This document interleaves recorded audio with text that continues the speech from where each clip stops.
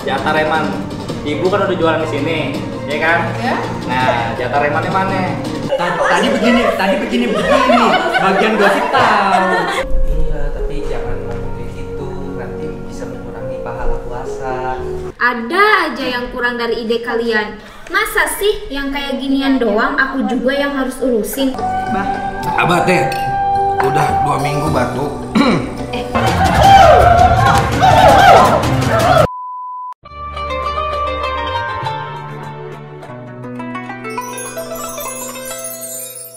Assalamualaikum warahmatullahi wabarakatuh. Waalaikumsalam warahmatullahi wabarakatuh. Alhamdulillahilladzi an'amana bi ni'matil iman wal islam wal ihsan. Asyhadu an la ilaha illallah wa asyhadu anna Muhammadan abduhu wa rasuluh. Alladzi la nabiyya ba'da. Qala Rasulullah sallallahu alaihi wasallam, "Man khafallah khafahu kullu syai'." Segala puji syukur kehadirat Allah Subhanahu wa taala. Salawat dan salam untuk kanjeng Nabi Muhammad sallallahu alaihi wasallam. Seluruh guru-guru kita, khusus Al-Arif Billah atau Syekh Muhammad bin Abdul Al-Fatihah. Alhamdulillah. Ya kana beri ya kana sanin.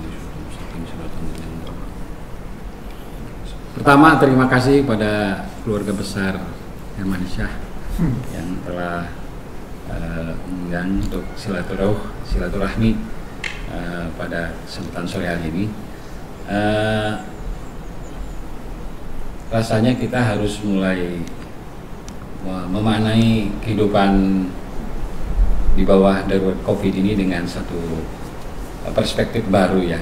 Karena kalau lihat global sekarang misalnya WHO sudah menyatakan bahwa COVID-19 itu tidak akan pernah hilang. Ya. Yang kedua, kemarin juru bicara dari pemerintah juga menyatakan saatnya berdamai dengan corona, ya kan. Jadi ini meskipun belum jelas ini seperti apa, tapi kira-kira kita harus mulai menata kehidupan disebut dengan new normal. New normal baik gitu ya. New normal, kehidupan normal tapi kehidupan normal yang baru. Karena COVID-19 ini akan selalu ada. Nah, untuk mengulas tentang ini, selama ini kan didominasi oleh kisah-kisah bahwa kalau ada wabah itu lockdown, ya kan? Harus segregasi, mana yang wilayah yang terkena, yang terpapar, mana yang tidak. Itu merujuk pada kisah-kisah pada masa lalu. Ya.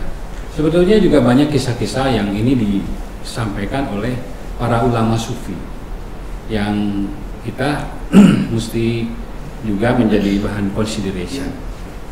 Yaitu kisah yang sangat terkenal sekali, yang sempat viral juga, tapi tenggelam lagi kisah ini, yaitu kisah tentang kisah seorang wali Allah di kawasan Syria pada masa itu bertemu dengan serombongan wabah, karena kan setiap masa pasti ada wabah. Nah, pandemik itu sudah bukan fenomena sekarang, tapi setiap masa ada pandemik itu selalu ada setiap masa. Nah, waktu itu ada seorang wali Allah yang ketemu dengan serombongan wabah, ditanya, kamu mau kemana? Gitu Mas.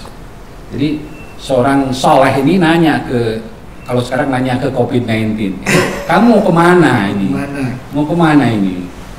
Mereka jawab, oh saya mau ke Damaskus. Kamu ngapain? Saya diutus Allah untuk menyebar wabah di Damaskus. Oke, lalu berapa yang kamu akan bunuh? 1000. Kemudian setelah lalu berapa lama kamu akan di sana di Damaskus itu? Lalu dia mengatakan 2 bulan. 2 bulan saja di Damaskus. Nah, ternyata pendek kisah, setelah 2 bulan ketemu lagi wali Allah ini dengan serombongan wabah ini, lalu ngobrol lagi. Nah wali Allah ini dikasih tahu berapa yang terpapar dan berapa yang meninggal. Ternyata yang tadinya bilang 1000, yang meninggalnya itu 50.000. Lalu wali Allah ini nanya, loh kok katanya kamu 1000? oh ini 50.000. Iya, jawab si COVID-19 pada masa itu mengatakan, iya memang yang kubunuh 1.000. Tapi sisanya mereka meninggal karena panik dan rasa takut. Jadi kisah ini menggambarkan bahwa isu medis, wabah itu medis sesungguhnya, tapi bisa menyerang pikiran dan perasaan. Dan pikiran perasaan itulah yang kemudian bisa bisa membuat kita kehilangan makna bahwa siapa sih yang mematikan itu. Nah ini jadi isu tauhid ini. Makanya ulama sufi warning sekali. Yang terkenal sekarang misalnya ulama sufi dari zaman, meskipun sempat dibantah, tapi ini terkonfirm benar. Ini pengen ngasih insight aja ya, nanti terserah keputusannya. Ya, Habib Umar mengisahkan kaitannya dengan mewabahnya COVID-19 ini ya. Beliau mengangkat kisah begini, mengangkat kisah Khalid bin Walid yang sahabat Rasulullah itu tertuang dalam kitab Fadhilus Sahabat. Jadi seorang sahabat Nabi Muhammad SAW namanya Khalid bin Walid, beliau panglima perang, ya kan? Ketika berkunjung kepada suatu wilayah, dia kira-kira ditantang lah oleh orang kafir di wilayah itu bahwa bagaimana ini ada racun terkenal di Persia ini, gimana? Oke, ini racun. Kalau saya minum dan saya tidak apa-apa, apa kamu akan beriman? Gitu ya. Nah lalu kemudian dengan yakinnya dan dikatakan tidak ada yang mematikan saya kecuali Allah. Jadi dia menegaskan dulu dia bahwa ini yang di state oleh medis, oleh orang-orang sebagai segelas racun dan semua tahu itu racun. Lalu kemudian karena keyakinannya yang kuat bahwa yang menghidupkan, yang mematikan itu bukan racun ini, maka dia minum, ya kan? Setelah minum, menunggu sebentar, tidak ada reaksi apapun, ya. Besok mungkin Sayyidina Khalid meninggal, besoknya enggak, sampai seminggu enggak juga. Ternyata apa? Ya memang ternyata dia sehat-sehat aja, bahkan memimpin perang. Nah lalu dikisahkan penduduk di wilayah ini beriman. Tapi ya highlightnya adalah bahwa jangan sampai COVID-19 itu yang isu medis itu ini. Jadi jangan ada premis bahwa terpapar mati, gitu. Terpapar mati, gitu ya. Nah itu yang harus kita jaga selalu, gitu. Jaga bahwa kalaupun memang misalnya kita stay at home, ini sebagai bagian dari sebagai bagian dari ikhtiar untuk hidup sehat aja lah. Mungkin juga, tapi kita harus menjaga perasaannya itu. Perasaan jangan sampai menembus ke pikiran dan perasaan. Nah, bahkan yang Kanjeng Nabi Muhammad tadi sampaikan bahwa man khufallah, siapa yang hanya takut kepada aku, kepada Allah, dia akan ditakuti oleh semua makhluk, oleh segala sesuatu. Jadi rumus untuk mengalahkan COVID-19, ya kita hanya takut sama Allah aja. Sebagaimana tadi misalnya tidak ada reaksi kimia, tidak ada reaksi di tubuhnya Khalid bin Walid karena ini racun. Jadi ini kalau makanya itu penting saat-saat di rumah ini memang meningkatkan keyakinan kita bahwa bahwa apa yang terjadi dalam hidup kita sepenuhnya adalah kendali Allah. Ikhtiar oke, gitu. Tapi memang ini kalau perspektif seperti ini bisa rentan dibully ya. Sekarang misalnya ya. Tapi misalnya ya akhirnya kan kemarin kan strategi global strategi fight to COVID, ya kan? Semua perang terhadap corona. Semua negara mendeklarasi itu, termasuk Indonesia. Perang melawan, kita pasti menang. Tapi kan sekarang berdamai dengan corona. Nah artinya kita akan hidup side by side dengan COVID. Nah sekarang itu tadi, sekarang promotionnya adalah bagaimana normal life-nya. Artinya normal life, a new normal life ketika ini exist gitu. Nah nanti ini coping, cara kita how to deal with this virus itu kan harus gimana caranya kita seperti dealing dengan HIV, dengan virus Tipes, TBC, semua lah, dengan segala macam virus. Pada akhirnya kita harus menemukan pola individu-individu agar tidak katakanlah terpapar gitu.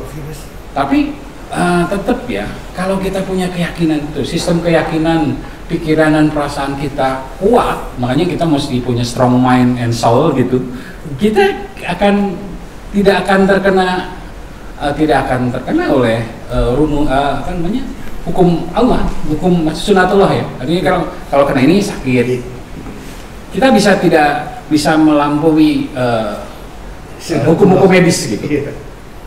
Itu kan seperti, dan itu banyak dalam sejarah yang mengisahkan bahwa kita bisa oke gitu, tetap sehat karena juga kesehatan jiwa kita itu yang paling utama, kesehatan. Nah, kita jangan sampai semalam dua malam lalu Abang kan punya acara live streaming di Facebook dengan Ketua Umum Asosiasi Psikologi Islam se-Indonesia, namanya Profesor Subandi Nur Muhammad. Jadi wawancara dengan beliau untuk berbagi tentang. Jadi bahaya dari COVID-19 ini adalah gangguan kejiwaan secara pribadi maupun secara nasional. Nah, dia mencemasi tentang adanya istilahnya compulsive disorder. Misalnya compulsive disorder itu seperti orang yang punya problem makan itu yang makan terus jadi takut lihat nasi atau anoreksia. Nah, misalnya tiba-tiba habis lama langsung cuci tangan itu Nah, dia mengisahkan ada beberapa riset di UGM. Dia ada keluhan dari kliennya dia, ada yang karena kecemasan dan ketakutan, kepanikan yang begitu terhadapi, jadi sampai berluka ininya, karena keseringan gitu. Kebersihan tangan. Hand sanitizer lagi. Jadi akhirnya jadi isu medis yang sesungguhnya akhirnya padahal dia sehat gitu. Nah, ini mungkin berdamai itu artinya kan kita benar-benar ketemu polanya. Karena akan begini gitu. Itulah kemudian sekarang muncul standar protokol. Ya. Standar protokol. Nah, mungkin kita mesti ini karena di rumah aja yes gitu, tapi sampai kapan? Nggak ada yang bisa memprediksi. Nah, tinggal mungkin kita kalau kita harus punya nyali. Ya, kalaupun misalnya harus punya nyali ya, dan ini harus masif tentang protokol. Momentumnya ada sih, momentum bahwa kita harus melakukan. Pertama yang penting adalah sikap jiwa ini. Sikap jiwa jangan sampai terpapar, you die gitu. Jangan sampai begitu loh. Itu tuh yang bahaya, yang menghidupkan, yang mematikan Allah. Bahkan kalau kita dan takut hanya kepada Allah itu kan bukan menjauh, malah semakin mendekat. Jadi takut kepada harimau mungkin lari, tapi takut kepada Allah itu mendekat. Nah, tidak ada cara yang paling cepat, paling mudah, itu zikir. Diingat bersama. Fadkuruni adkuru. Ingat aku ingat kamu. Kan sudah, keluarga ini sudah. Nanti yang ini mungkin harus diijazahkan zikir waktu biar satu frekuensi. Tidak ada yang paling cepat untuk mendekat dan tasyakur itu kecuali zikir. Udah ada zikir udah paling top. Zikir jahar itu juga meningkatkan imuniti. Misalnya ketika yang la ilaha illallah. Nah, rupanya medis menemukan kemarin untuk meningkatkan imuniti itu ini nih. Makanya di profesor di Prancis kan untuk meningkatkan imunitas sampai terbatuk-batuk itu tandanya meningkat. Nah, orang sufi, kalangan dunia sufi menemukan polanya itu dikir dengan suara itu, dikir pernapasan, la ilaha illallah. Nah, itu untuk membersihkan saluran pernapasan. Makanya dikir nafs disebutnya, dikir nafas. Nah, sekaligus juga suara itu, suara getar suara itu untuk meningkatkan imuniti. inilah solusi untuk membahas sebetulnya itu. Nah, ini yang akan menghidupkan immunity. Ini nih, sering begini Bu. Di tengah antara dua belah dada. Nah, kalau secara spiritual dikir lah illallah pakai suara ya, pakai gerakan gitu kan. Itu medically proven karena banyak sejak tahun berapa ini yang secara medis dengan dikir pakai gerakan, pakai suara keras pakai gerakan itu hatta ISB pun sembuh dengan ini.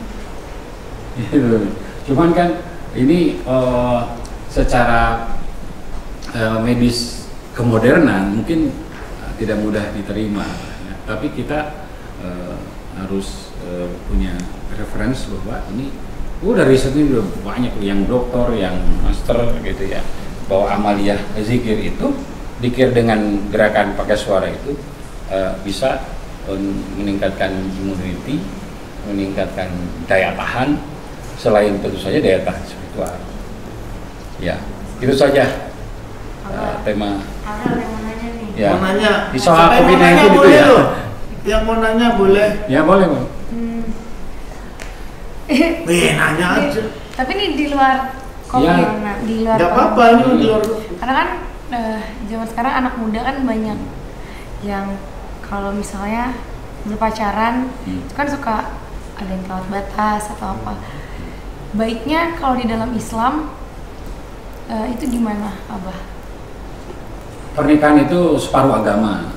Jadi kebaikan maha kebaikan. Jadi kalau usia dan pernikahan itu bukan nunggu usia berapa, nunggu mapan. Kalau menikah nunggu mapan tidak akan mapan, tidak akan kawin-kawin, tidak akan nikah-nikah. Menikah nunggu yang cocok tidak akan nikah-nikah. Nikah nunggu yang mau menerima kita apa adanya tidak akan nikah-nikah juga. Jadi kan, nah Untuk keberanian. iya butuh nyali untuk Nyali. ini dan segerakan kebaikan itu, rumus kebaikan itu segerakan. Gitu. Jadi itu bagus tuh istilahnya, kan ada nikah, ada serius, ada pacaran. Nah, calonnya udah ngomong di serius ini kan. Dan Dia mau nanya masalah nikah di Islam itu baik nggak kalau atau bagaimana? Kalau gurunya Syekh Muhammadul Gaus dan guru-guru sebelumnya, nikah agama itu ya nikah agama dan negara. Artinya ya agama negara itu ya mengundang dari pencatatan. Dan itu tidak ribet usaha. Apalagi ini momentum COVID-19 ini kan ada alasan sosiologis, alasan sosial. Keluarga kecil aja, misalnya core aja dari kedua orang tua aja sendiri. Kedua orang tua ketemu. Ketemu orang tua, ada petugas yang mencatat ini akan ada saksi. Kalau mau dijaga aras boleh nikahnya, kan parkirnya luas. Nikah akan di pesantren. Katakan karena suka bingung bahkan lagi kayak gini lagi corona gitu. Makanya small family aja alasannya. Yang penting kedua orang tua tahu. Kedua orang tua. Bunda yang ditanyain lagi. Arsi mau nanya apa? Oke, sayang. What's your question? Ayo tuh, nanya. Ayo. Apa Arsi kalau masih belajar pakai hijab, Arsi lepas jilbab boleh nggak, Abah? Maksudnya kalau misalnya kan Arsi masih belajar, kalau misalnya pakai hijabnya lepas pasang nggak apa-apa nggak, Abah artinya? Kalau Arsi boleh. Kan kewajiban taklid berhijab ya secara ininya ya pas akhir balik ya. Hijab tuh wajib kan, Abah?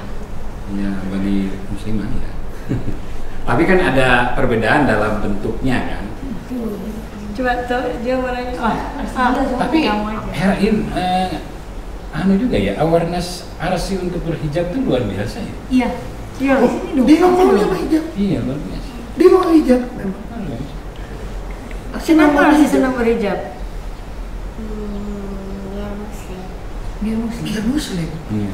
Emang Ya ini ya benar sih benar. Arsi Benar sih. Sini Acil, sini Acil. Benar. Acil. Tapi ya, Lumayan.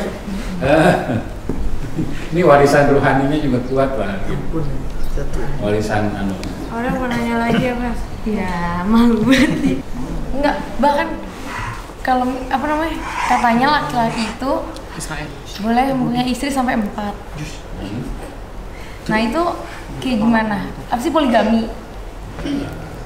Kalau Abah berguru ke seorang guru yang monogami ya. Abah Aus itu mengatakan Monogami. belum sempat berterima kasih kepada ibu telah melahirkan anak-anak. Karena Abah Aus itu orangnya monogami, setia sampai meninggalnya 1 istri. Makanya Abah berguru kepada beliau, makanya Ambu Jagat seneng banget gitu karena punya guru yang seperti itu. Tapi sebenarnya emang boleh Pak? Di itu Literally ya. di apa di Al-Quran ada kan ya? Nabi melakukan, tulisannya ada. Ada. Tapi kan syaratnya Berarti pelakor nggak boleh dihujat dong. yes. Perambil laki orang sah di agama Tapi ada kan kan? Memang balik ada. lagi Tapi istri pertamanya izin. tulisannya ada. Tapi ada kata Bibi apa itu? Tapi harus apa Pi? Izin. Harus Gini. apa namanya? Serata apa gimana? Harus adil. Nah. Tapi kalau dicari suratnya lagi, ini ada apa jangan nih? Adil itu milik aku. Jadi manusia itu nggak ada yang adil.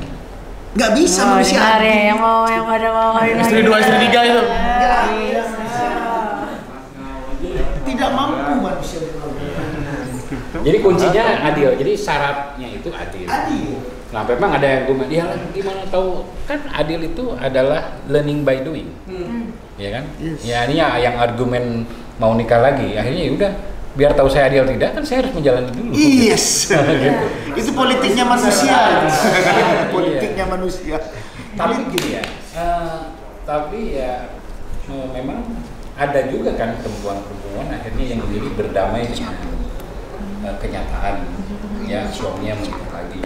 Banyak juga yang akhirnya dia mau sharing gitu ya karena nggak tahu mungkin karena dia powerless ya nggak tahu dia powerless, nggak tahu dia karena punya apa namanya punya another level lah. Ya, another level. Tapi aku percaya sih yang di Al-Quran itu harus adil. Sedangkan manusia itu belum pasti nggak bisa adil. Ya adil manusia. Adilnya manusia. Gitu. Iya. Jadi jangan salahin dong adil. Iya. Dia nggak disalahin. Kalau nggak adil. Janji melakukan, tulisannya ada. Nah, Manusia tinggal nanti aneh-aneh. jangan sampai apa namanya ada juga kan yang sering melegitimasi Ya. actionnya dengan Nabi juga. Jangan, bukan itu. Itu. Nggak boleh dasar itu. Tapi banyak juga yang memang mau apa di era sekarang, misalnya di Amerika itu perbandingan laki-laki dengan perempuan untuk menikah ya udah 1:3 juta. Jadi 1 laki-laki 3 juta perempuan. Gitu. Jadi di tengah kan ada kecaman kepada Islam ya, kecaman terhadap Islam yang membenci poligami itu. Nah realitanya di Amerika sekarang 1 laki-laki 3 juta. 3 juta perempuan. Jadi ketika seorang laki-laki menikah di Amerika, berarti dia mengalahkan 3 juta. 3 juta perempuan. Nah, lalu kemudian oleh dai-dai di Amerika kemudian jadi point of Islam punya solusi untuk gapnya di sini. 1 boleh maksimal 4. Ya artinya kan secara ininya kan di Kristen kan nggak boleh. Katolik nggak boleh. Di agama lain nggak boleh, cuma Islam yang boleh. Iya. Apa solusi agamamu terhadap realitas rasio ini? Gitu. Jadi dari Amerika itu, ya. Di Indonesia berapa perbandingannya coba? Tahu nggak? 1:10 ya? 1:38. Udah banyak lagi. Berarti boleh 38 istri. Ada 38 orang perempuan yang akan gak dapat Dan lagi cowok. makanya Aurel harus menjadi 1 tapi 38. Jadi yang ada di 38 perempuan ada di kamu semua. Itu. Biar dia nggak kemana. Bah, pada saat situasi seperti ini, kalau kita mau sholat itu ya bisa Ya, harus di rumah kita aja. keluar Di di rumah. rumah. Kecuali misalnya gini, di Jagat itu kan yang sekarang karyawan ada 40 orang ya. Ya sholat id ya di masjid punya sendiri kan. Kawasan 3 hektar itu kan semuanya tinggal situ. Jumatan jalan tetap. Karena masjid sendiri. 40. Ya kan masjid sendiri. Makanya dia punya nanti pindah tapi mau pindah. Ini rumahnya yang ada masjidnya kan karyawannya banyak. Jadi udah punya kampung sendiri. Jadi kalau sholat id ini nanti di apalagi pandemi gini nggak apa di rumah bang? Ya gini lah, itu kembali kepada new normal life. Itu kan misalnya beberapa desa kan sekarang di Jawa Barat kan ada protokol. Nah ini namanya standar protokol itu misalnya jamaah yang mau masuk. Kan ada lockdown satu kampung di beberapa daerah ada. Jadi satu kampung itu lockdown sekampung itu dia udah yang keluar sana itu benar-benar di screening.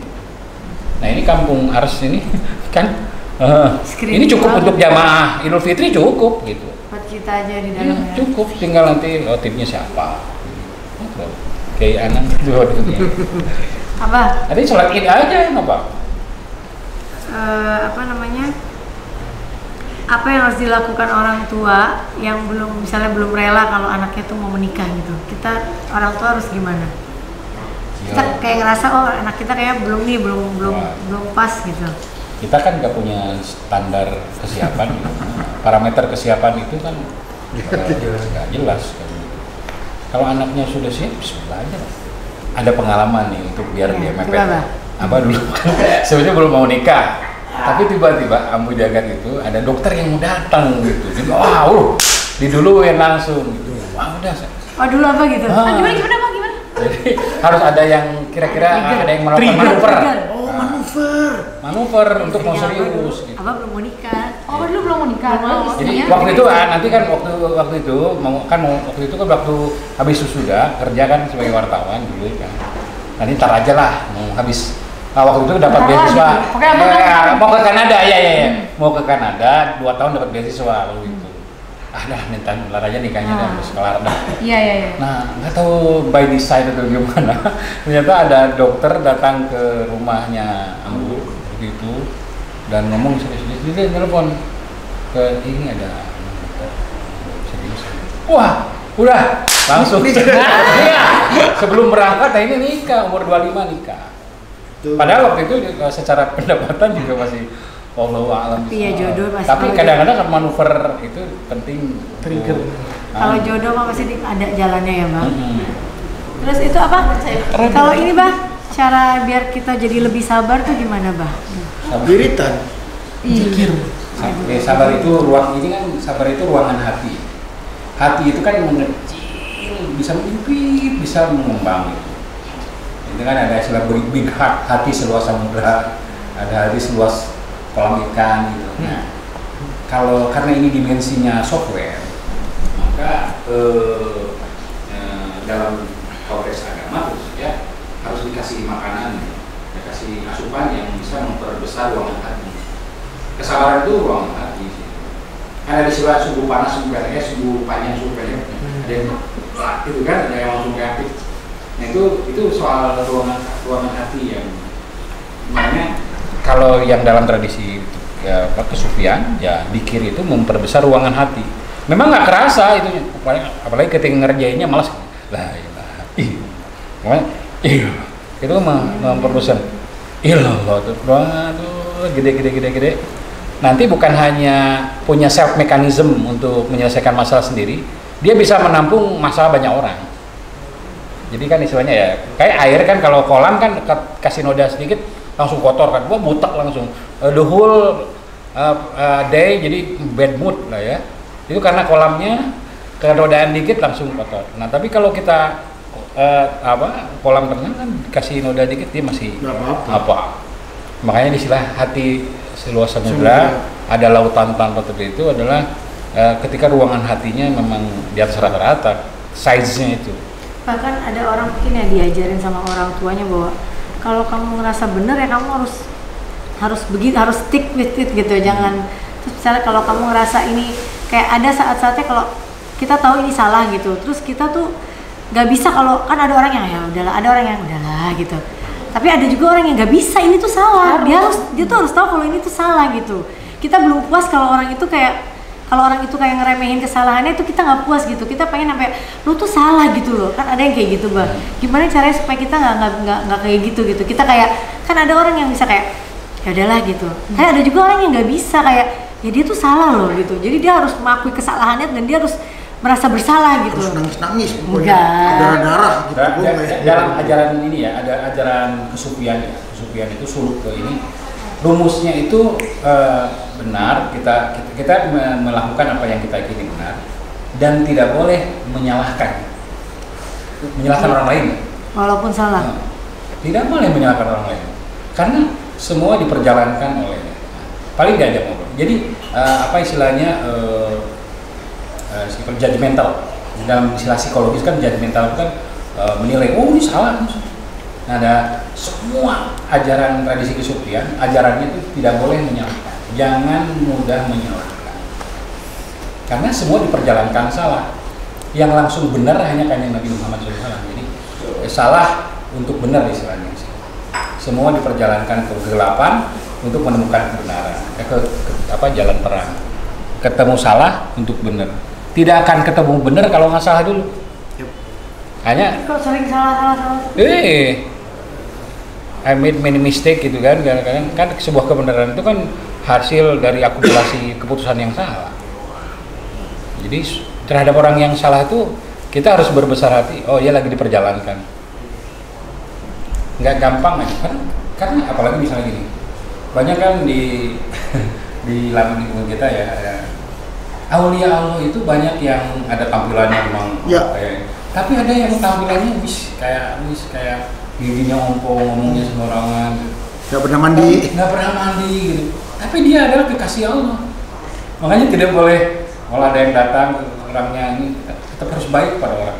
Karena ini pernah Tuhan tes diutus untuk seberapa kita dilihat nggak. Kalau aku Iya, jangan milih-milih orang. Ada sih orang yang ini kan kita gampang ditesnya kayak gitu. Nah, kayak Nabi Khidir istilahnya. Ya, Nabi Khidir kan nggak pernah. Mereka datangnya dengan rupa yang dia kadang-kadang agak sableng gitu kan. Dan Nabi itu bersilih rupa pada masuk ke manusia, ke raga sesuatu. Bentuknya siapa gitu, tapi dia diutus untuk ngetes kesabaran gitu. Kalau keluarga Hermansyah ini mau masuk ke dalam lingkaran kekasih Allah, pasti ibtalah, pasti dites gitu. Nah, tesnya itu kan ada yang dites keberlimpahan, ada yang dites kekurangan, ada yang dites dengan kesehatan, ada yang kesakitan, ada yang dites dengan kecukupan, ada yang serba kekurangan. Dan itu cara Tuhan mengambil kita ke lingkaran terdekat. Jadi kalau mau jadi inner circle yang maha suci, ya kitanya disucikan jiwanya. Jiwanya, hartanya, gitu. Makanya yang kena ke kita mah nggak akan yang haram aja. Kalau kita memang komit untuk menjalani kesucian jiwa. Jadi yang hal-hal aja yang baik-baik aja. Ayo lah, tanggal 12 Syawal tuh perfect. Bagus. 12 Syawal tuh awal habis hari raya. 12 hari setelah Syawal. Setelah hari raya. Setelah hari kan raya. ini tanggal 1 Syawal kan nanti. Hari raya tuh 1 Syawal. Syawal. Tanggal 24. 25. Ya, enggak tahu Mas. 23 24 itu ya. Syawal. Coba komunikasi. Sekian. Assalamualaikum warahmatullahi wabarakatuh. Waalaikumsalam.